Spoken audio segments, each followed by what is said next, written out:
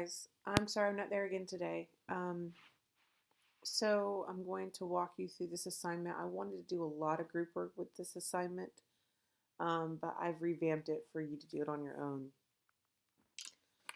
So when you get into Canvas and you scroll down, which hopefully all of y'all do um, from day to day, just to see what I have.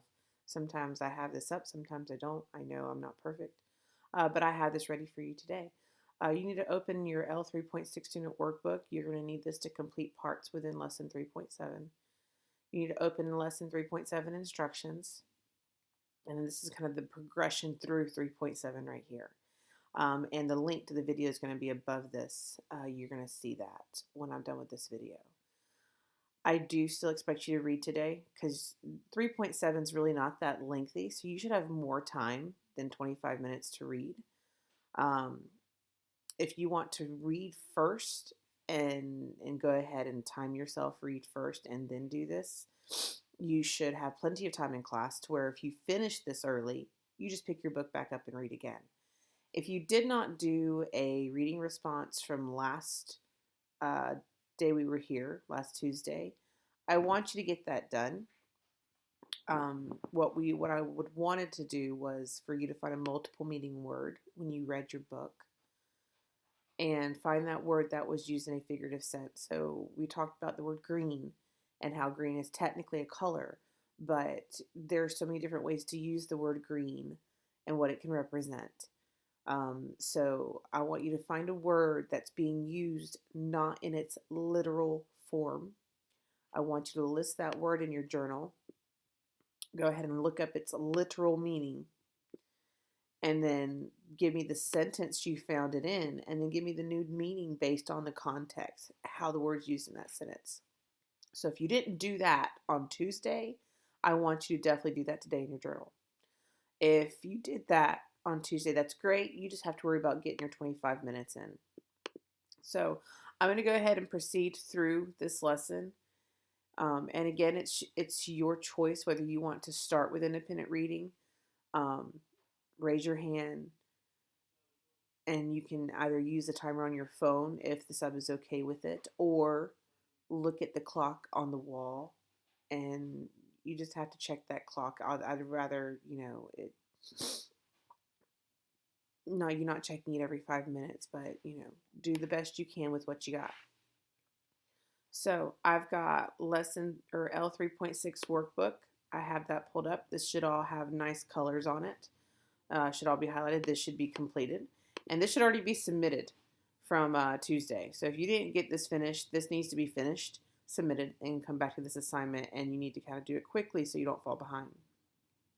I have lesson 3.7 instructions pulled up. And I already have 3.7 pulled up, but I'll get to that in a minute. So all this is found in modules in Unit 3. Here at the bottom. So by the time it is at the end of the day, you should have this completed and filled out. All right, so I'm going to go ahead and stay here in Canvas, but I'm going to go to lesson 3.7 instructions. You're comparing and contrasting what's similar and what's different. The excerpts from the majority and the dissenting opinions. You've heard 2 excerpts from the majority, and today you're going to get an excerpt from the dissenting. And we've got a 2-column chart following a set of categories that's going to help you compare and contrast very thoroughly. You're going to read closely and analyze complex text from the Supreme Court opinions, analyze the use of rhetorical strategies. We've been doing that almost all year. And compare and contrast majority and dissenting opinions. So first thing we're going to do is evaluate Fortis's rhetoric. Open your L3.6, and that should say student workbook. And I can take this part out. You will need to reference these excerpts for both submissions in L3.7. I don't know why that says workbook. Okay. This is why you have to reread what you write, because even I mess up. All right, so now this is correct. Open your L3.6 student workbook, which we have open here. You will need to reference the excerpts for both submissions and L3.7, lesson 3.7. So we're going to consider the following prompt. You have now read 2 excerpts from Fortes' opinion in the case of Tinker versus Des Moines. Skim over both of these excerpts. Y'all have all read them about 3 times. I've read them for you. You've read them and highlighted them, and then we've read them and taken text-dependent questions either on a quiz or we've written them down. So you have read each of these excerpts 3 times. You should have, if you did the work correctly. So skimming over is okay now because you've read them.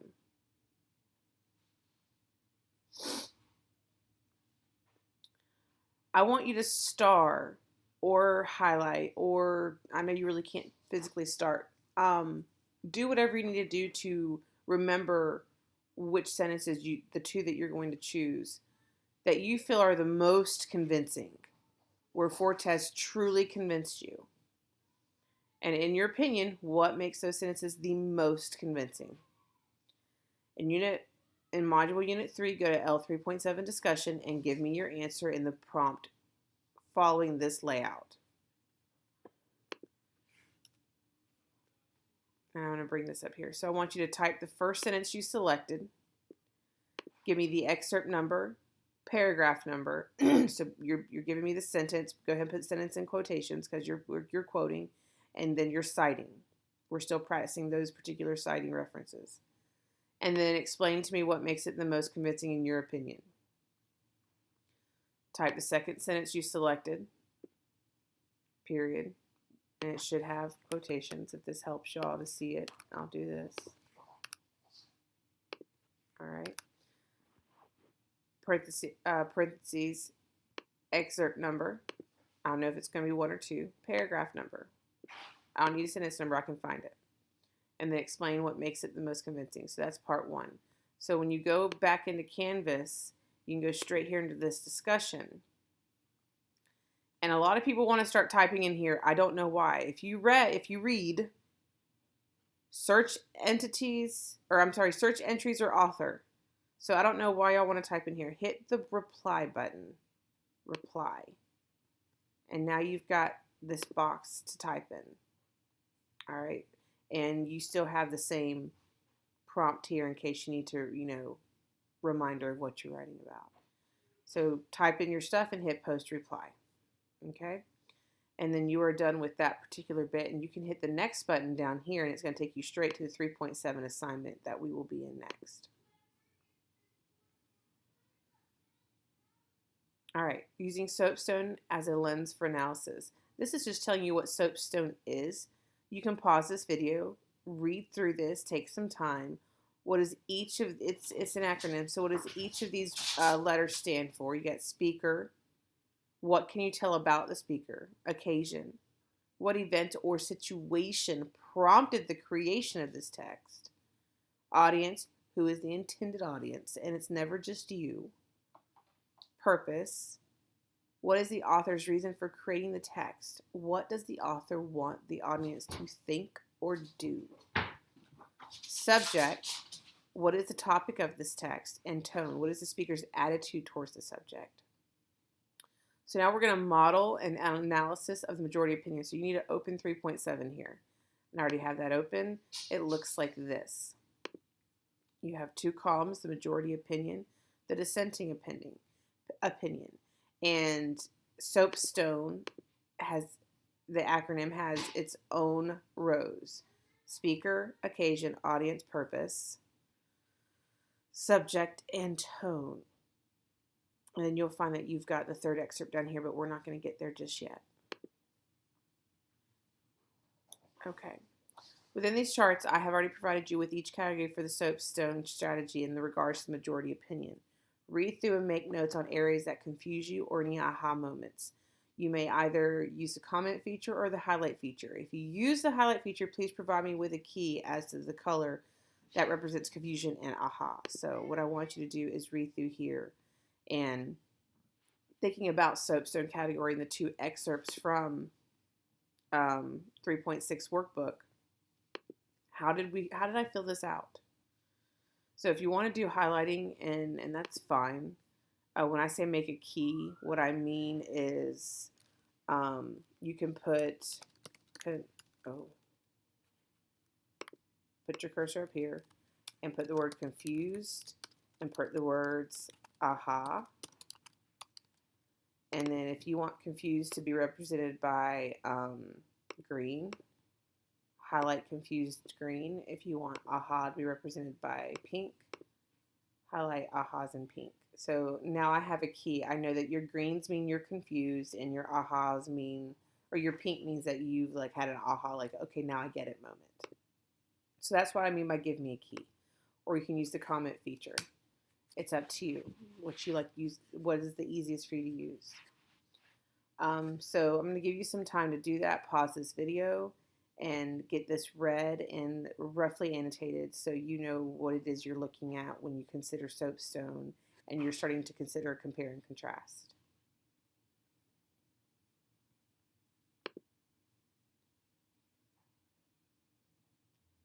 Okay, so hopefully you paused video, you went and did your work, and you came back.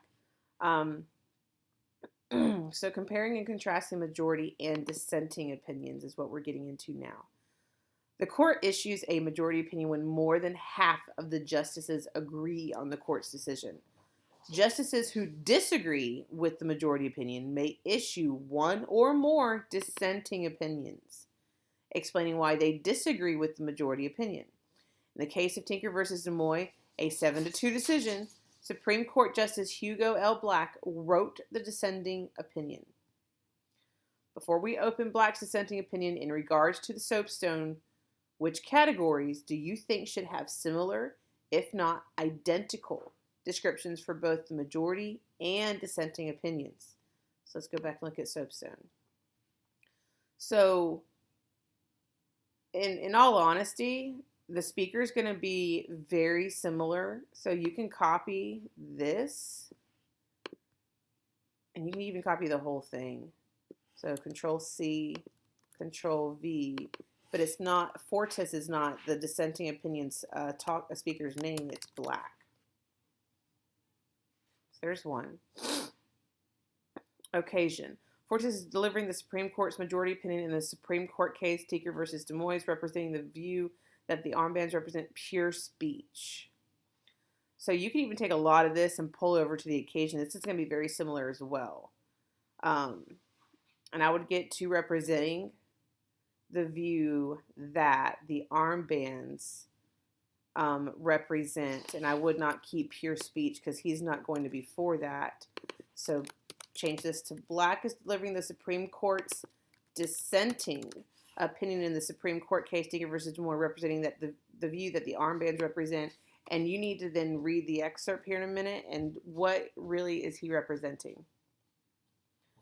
The audience is the American citizens who all live under the jurisdiction of the Constitution, little typo there, and the judicial branch of the federal government. This is going to be the exact same. It's the same audience. They're speaking to the same people. Purpose is going to be different. He is for Tinker. They are not. So this is going to be very different based off what you read. The subject in December. I know, but honey, mommy's making a video for her kids. Sorry, guys, that's Renee. In December of 1965, a group of secondary school students in Des Moines, Iowa, wore black armbands to school to protest American involvement in the Vietnam War. When the students were asked by school administrators to remove the armbands, they refused and were suspended from school. 3 of the students and their parents sued the school district for a violation of their First Amendment rights, but the first court dismissed their complaint. I would say that the subjects are identical, so you copy and paste those over. Fortis's tone is going to be very different than Black's tone. His take on the subject, his attitude toward the subject is going to be for the Tinkers, and the dissenting is not going to be for the Tinkers. So just by going over this, you only now have a little bit to put here, purpose and tone to fulfill. Read both of these, tone and purpose, clearly to give your take on it. And then when I go to grade this, I'm going to be looking at this more prominently. So if you could for me, change this to a color. Change this to, let's say that nice, yeah, that's going to be easy for me to read. Change this to that blue. So go to text color and give me that blue right there. So it's going to pop for me when I grade it, and I can read what you're writing as purpose and for tone.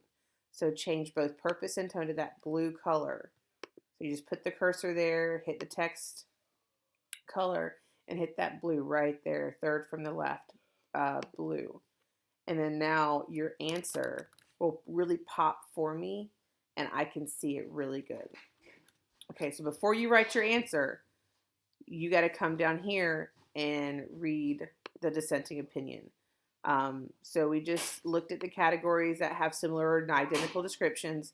Now look below your chart and you will see the third excerpt, which I just showed you right here.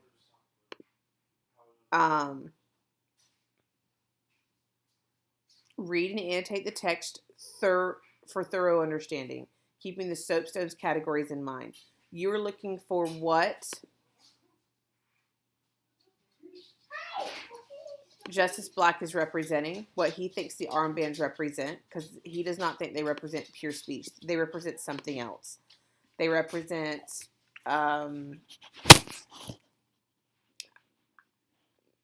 not pure speech, in his opinion. In his opinion. And then I want the purpose and I want the tone. So I'm sorry, I'm going too fast here. All right. So once you have that in mind, follow.